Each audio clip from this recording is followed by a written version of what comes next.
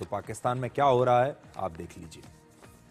पाकिस्तान के बाद अब अपने देश की राष्ट्रीय राजनीति पर लौटते हैं। आज आरएसएस यानी राष्ट्रीय स्वयंसेवक संघ के प्रमुख मोहन भागवत का 75वां जन्मदिन है।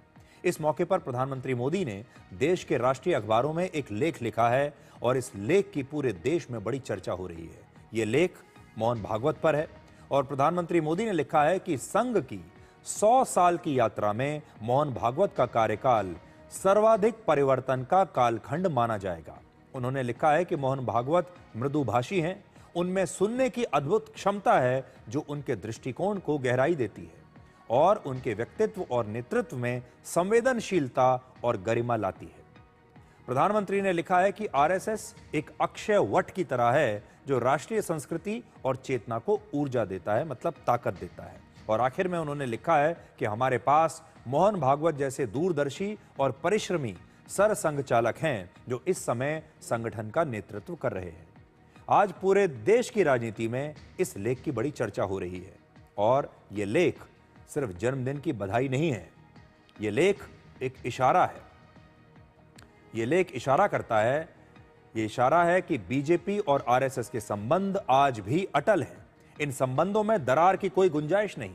आपने देखा होगा भारत में एक लॉबी है और विपक्षी दल हैं जो बार बार ये कहते हैं कि बीजेपी और संघ के बीच मतभेद है। लेकिन इस लेख को अगर आपने पढ़ लिया तो आप समझ जाएंगे कि ये कुछ लोगों की एक साजिश थी इस प्रकार का इंप्रेशन बनाने की। ये लेख लोगों को यह भी बताता है कि प्रधानमंत्री मोदी और आरएसएस प्रमुख मोहन भागवत के बीच पारिवारिक रिश्ते रहे हैं, क्योंकि प्रधानमंत्री मोदी ने मोहन भागवत के पिता स्वर्गीय मधुकर राव भागवत के साथ काम किया है। 2009 में मोहन भागवत आरएसएस के प्रमुख बने थे और उनका कार्यकाल अब 16 वर्ष का हो चुका है। 100 वर्षों के अपने इतिहास में, संघ के इतिहास में मोहन भागवत संघ के 6ठे सर संघ चालक हैं। तो 100 वर्ष का इतिहास है संघ का और उसमें अभी तक सिर्फ 6 सर संघ चालक रहे हैं। इससे आपको पता चलता है कि आरएसएस कितना स्थायी संगठन है। दिलचस्प बात यह है कि मोहन भागवत 75 वर्ष के हो गए हैं आज, और प्रधानमंत्री मोदी भी अब से कुछ दिन के बाद 17 सितंबर को 75 वर्ष के हो जाएंगे।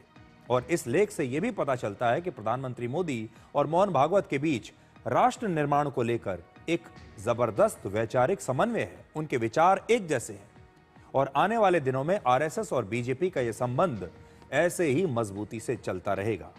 अब आपको कुछ जानकारी आरएसएस के बारे में भी देते हैं। आरएसएस की स्थापना आज से 100 साल पहले 27 सितंबर 1925 को हुई थी। डॉक्टर केशव बलिराम हेडगेवार ने विजयादशमी के दिन संघ की स्थापना की थी और हेडगेवार संघ के पहले सर संघ चालक थे। वर्ष 1951 में संघ का एक अलग राजनीतिक संगठन बना जिसे जनसंघ कहा गया और वर्ष 1980 में जनसंघ से जुड़े लोगों ने ही भारतीय जनता पार्टी का गठन किया और फिर बीजेपी का जन्म हुआ। पिछले 16 वर्षों में मोहन भागवत ने जिस तरीके से काम किया उससे आज आरएसएस दुनिया का एक बहुत बड़ा स्वयंसेवी संगठन बन चुका है। मोहन भागवत के समय में संघ कैसे बदला, अब इसे भी डिकोड करते हैं। सबसे पहले उन्होंने बड़े पैमाने पर संघ का विस्तार किया। मोहन भागवत ने संघ की विचारधारा को समाज की मुख्य धारा से जोड़ा। संघ के बारे में पहले यह धारणा थी कि यह केवल कुछ लोगों तक सीमित है, लेकिन मोहन भागवत ने संघ को देश की आम जनता तक पहुंचाया और जनता से इसे जोड़ा। फिर देश की सभ्यता और संस्कृति के प्रति उन्होंने जागरूकता पैदा की। मोहन भागवत ने लोगों को देश की हजारों वर्ष पुरानी सभ्यता और संस्कृति के बारे में जागरूक किया। देश के करोड़ों लोगों को यह समझाया कि भारत की सभ्यता और संस्कृति सर्वश्रेष्ठ है और इस पर सबको गर्व करना चाहिए। इसके अलावा उन्होंने समाज की मुख्य धारा में सबके लिए जगह बनाई। उन्होंने हमेशा सनातन धर्म और संस्कृति की बात की है। सनातन संस्कृति वसुधैव कुटुंबकम की बात करती है और मोहन भागवत ने इस विचारधारा को संघ की मूल सोच बनाया और संघ से हर वर्ग और धर्म के लोगों को जोड़ा है। मुस्लिम समाज को लेकर मोहन भागवत का कहना है कि हिंदू और मुस्लिम के पूर्वज अलग नहीं हैं, ये सभी भारत माता की संतान है। लोगों की पहचान धर्म से नहीं बल्कि मातृभूमि से होती है। सत्ता और संघ के बीच बेहतर संतुलन बनाना यह भी उनका एजेंडा था। मोहन भागवत के समय में ही बीजेपी ने सबसे बड़ी सफलता हासिल की है।